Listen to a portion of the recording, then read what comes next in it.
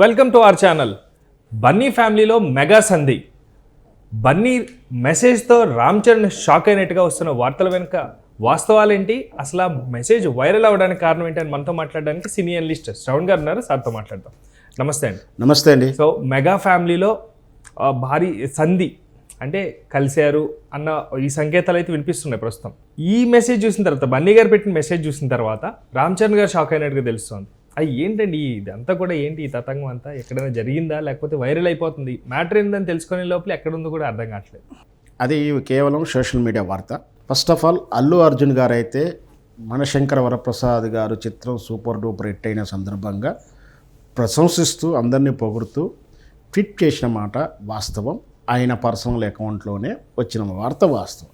కానీ ఆ తర్వాత జరుగుతున్నటువంటి చర్చ ఏంటంటే ఏదో రామ్ చరణ్ షాక్ అయ్యాడని, Allu family and mega family మధ్య సంధి కుదిరిందని మసాలా అంటారా? ఈ రెండు వార్తలు ఖండించాల్సిన వార్తలు. ఫస్ట్ ఆఫ్ ఆల్ ఏంటంటే అల్లుకును మెగా ఫ్యామిలీ మధ్యలో విభేదాలు లేవని స్పష్టంగా చెప్తాను.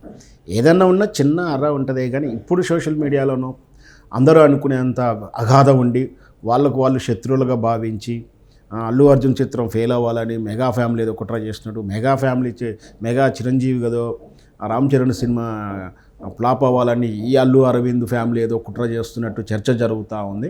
వాళ్ళ మధ్య ఏదో విభేదాలు ఉన్నట్టు వీళ్ళ ఫ్యాన్స్ వాళ్ళ ఫ్యాన్స్ లేదా కొంతమంది ట్రోలర్స్ రకరకాలైనటువంటి వార్తలని గ్యాసిప్స్ని బాగా ప్రచారం చేస్తున్నారు. నాకు తెలిసినంత వరకు, నాకున్న అవగాహన ప్రకారం కొనిదెల ఫ్యామిలీకి కానీ అల్లు వారి ఫ్యామిలీ కానీ ఎలాంటి అభిప్రాయ భేదాలు లేవు. ఒకవేళ ఉన్న చిన్న అర్ర ఏదో ఉన్నా కూడా ఓ ఫ్యాక్షనిస్టులా ఇద్దరు కలిపి కొట్టుకోవడానికి, ఒక కక్షలు తీర్చుకునేంత అయితే లేదు. అంటే ఉన్నదాన్ని కాస్త పెద్దగా చేసి లేనిపోని గాసిప్స్ రాయడమే జరుగుతుంది. Number 1 point. ఈ పాయింట్ కానీ ఎట్లాగో ఖండించారు కాబట్టి ఆటోమేటిక్గా వాళ్ళ మధ్య ఏదో ఉన్నంత మాత్రాన, ఏదో ఆయన సిచ్యువేషన్ మాత్రట ఆయన రామ్ చరణ్ ఏదో షాక్ అయినట్టు, వాళ్ళ మధ్య ఏదో సంధి కుదిరినట్టు అని భావించాల్సిన అవసరం లేదు. మంచిగా ఒక అకేషన్, ఒక పుష్ప చిత్రం ఉన్నప్పుడు ఆయనకు సూపర్ డూపర్ హిట్ వచ్చింది. అనుకోని సంఘటన జరిగినప్పుడు వాళ్ళు స్వలంబరంగా నిలబడ్డారు, వెంటనే నిలబడ్డారు. సరే, దాన్ని రాజకీయం చేయలేదు. వాళ్ళ మీద జనరల్గా మనకు కష్టం వచ్చింది అని చెప్పి అవతల పార్టీని, అంటే ఎవరైతే అరెస్ట్ కారణమయ్యాలో వాళ్ళ మీద వీళ్ళేం ఛాలెంజ్ లేరు, అట్లాంటివి ఏం చేయలేదు. బట్ ఆ కష్టకాలంలో వాళ్ళు కూడా ఈ అల్లు అర్జున్కి భరోసాగా ఉన్నారు. అంటే దాని అర్థం ఏంటి, వాళ్ళ మధ్యలో సత్యమ్మల్లో ఉన్నాయని. ఒకటే కాంపౌండ్ అంటున్నారు. ఒకటే కాంపౌండ్. సరే, ఇప్పుడు ఎవరైనా సరే ఇద్దరు అన్నదమ్ములు ఉన్నప్పుడు కూడా ఒక అన్న ఆయన కెరీర్, ఇప్పుడు మనోజ్ విష్ణు తీసుకుంటే ఆయన చిత్రం హిట్ కావాలని ఆయన కోరుకుంటాడు, ఈయన చిత్రం హిట్ కావాలని ఈయన కోరుకుంటాడు.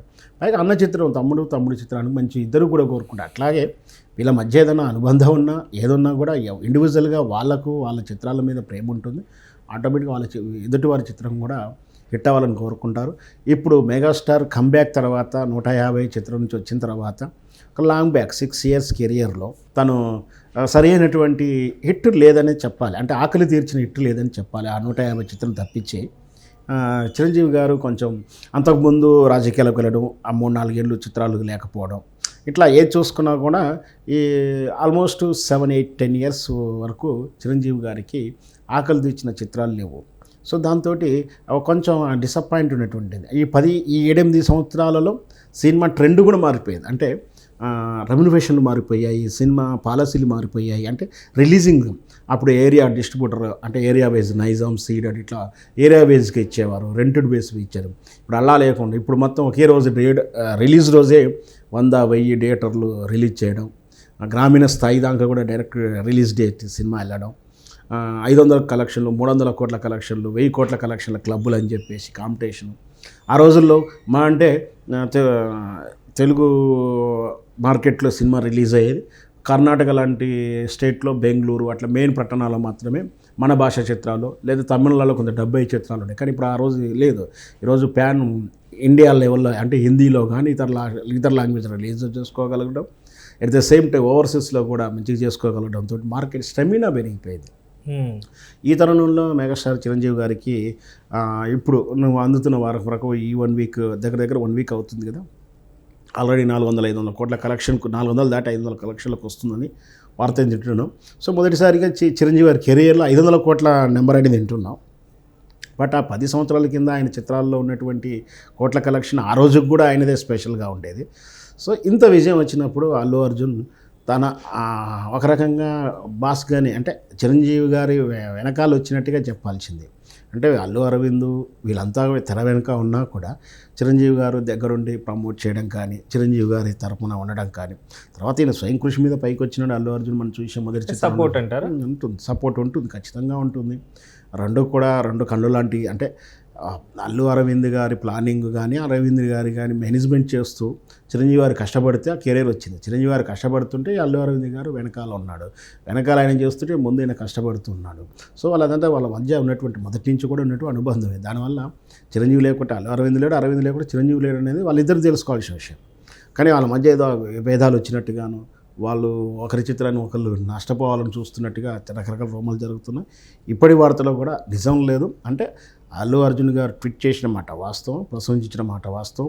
హీరోని, హీరోయిన్లని, డైరెక్టర్లని, మ్యూజిక్ డైరెక్టర్ని, పేరున ఆర్టిస్టుని, పేరున టెక్నీషియన్స్ మెన్షన్ చేస్తూ ప్రశంసిస్తూ ఆనాటి వెలుతురు అంటే ఆ ల్యాంబ్లైట్లోకి వచ్చాడు చిరంజీవి. అంటే అప్పుడు దొంగ మొగడు, ఘరానా మొగడు, అల్లుడా మజాక్ లాంటి చిత్రాలలో కామెడీ టచ్ బాగా ఉండేది. సో ఆ తరహా చిత్రాల్లోనే ఇప్పుడు కూడా అదే కామెడీ టచ్ తోటి ఫ్యామిలీ ఓరియంటెడ్ చిత్రం తీశాడు. సుస్మిత గారిని ప్రత్యేకంగా విష్ చేసినట్లు తెలుసు. సుస్మిత ప్రొడ్యూసర్ కాబట్టి ప్రొడ్యూసర్ని కూడా ప్రశంసించారు. సుస్మిత అంటే సో వీళ్ళంతా కూడా కుడియడం అంటే ఒక 3 years 2 years వేరియేషన్స్ ఉన్నా కూడా ఒకే ఏజ్ ఒకే జనరేషన్ ఒకటే కాబట్టి కలిసి పెరిగారు. వాళ్ళ మధ్య అనుబంధం ఉంటుంది కాబట్టి ప్రత్యేకంగా ఆమె మీద అభిమానం ఉంటుంది. ప్లస్ ఇంకొకటి ఏంటంటే నిర్మాత కూడా ఆమెను కూడా మెన్షన్ చేస్తూ గారపాటి సాహుని కూడా మెన్షన్ చేస్తూ కృతజ్ఞతలు చెప్పాడు, ప్రశంసించాడు.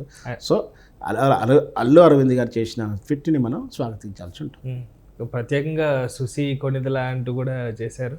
అంటే వాళ్ళ మధ్య అనుబంధం పిలుపు అలాగే ఉంటుంది. క్లోజ్నెస్ అందరికి నిక్ నేమ్లు ఉంటాయి, క్లోజ్నెస్ ఉంటుంది. బన్నీ ఇప్పుడు నేను మనందరం అల్లు అర్జున్ అంటాము, లేదంటే ఇప్పుడు ఈ మధ్య సోషల్ మీడియా ఏ అని రాస్తున్నారు అల్లు అర్జున్ అని. కానీ వాళ్ళ ఇళ్ళల్లో మాత్రం బన్నీ అనే తెలుసు. మనం తెలుసు కూడా, మనం అంటే కావాల్సిన వాళ్ళంతా బన్నీ పిలిచేవారు. మీకు గుర్తుందో లేదో బన్నీ సబ్జెక్ట్ చేస్తున్నప్పుడు కూడా అంటే ఆడ హీరోని బట్టి కథ రాశారు కాబట్టి చెప్పేటప్పుడు కూడా ఏం చేయను, బన్నీ వస్తాడు, బన్నీ పోతాడు, బన్నీ ఇలా హీరోతో విలన్తో ఛాలెంజ్ చేస్తాడు, ఈ తరహా సబ్జెక్ట్ చేసుకుంటుని చివరికి ఆ టైటిల్ కూడా బన్నీ అని పెట్టి బాగుంది కదా అని పెట్టుకున్నారు. అంటే ఆయనకు నిక్ నేమ్ వ్యవహారికంగా ఎలా పిలుస్తారో అలాగే పిలుచుకున్నారు. సో అట్లా కూడా ఆమెను పిలిచడం తప్పేం లేదు. సినిమాల్లోంచి ఏదో ఒక మంచి సూపర్ హిట్ అయిన సినిమాలోంచి ఆ హీరోకి ఆ పేరుని యాడ్ చేస్తూ ఉంటారు. సో బన్నీ కూడా అలాగే వచ్చిందండి? లేదు, బన్నీ మొదటి చిన్నప్పటి నుంచి చిన్నప్పటి నుంచి ఆయన నిక్ నేమ్ బన్నీ. మన బన్నీ గారు అంటే వాళ్ళ పేరెంట్స్ తోటి వాళ్ళతో సబ్జెక్ట్ చెప్తున్నప్పుడు మన బన్నీ హీరోతో అలా చెప్పుకో కథ తయారైన సబ్జెక్ట్కి అటు తర్వాత కూడా బన్నీ అనే ఆ సినిమాకి అదే టైటిల్ పెట్టారు. సినిమా నుంచి ఆయనకు పేరు రాలే, ఆల్రెడీ చిన్నప్పటి నుంచి ఉన్న పేరే బన్నీ. ఓకే. సో ప్రస్తుతం ఈ ట్వీట్ చేసిన తర్వాత ఇప్పుడు రకరకాలైనటువంటి విధాలుగా వండి వార్చుతున్నారు. సో పాజిటివ్గా చూడాలా లేకపోతే నెగిటివ్గా చూడాలండి దీన్ని కూడా? ఆయన ట్వీట్ చేయడాన్ని పాజిటివ్గా చూడాలి. ఆ ట్వీట్ మీద నెగిటివ్ స్టోరీలను నెగిటివ్గానే చూడాలి, ఖండించాలి, దాన్ని చదివి వదిలేయాలి. దాని గురించి ఆరాటపడాల్సిన అవసరం లేదు. Thank you sir, thank you so much. Thank you viewers, bye.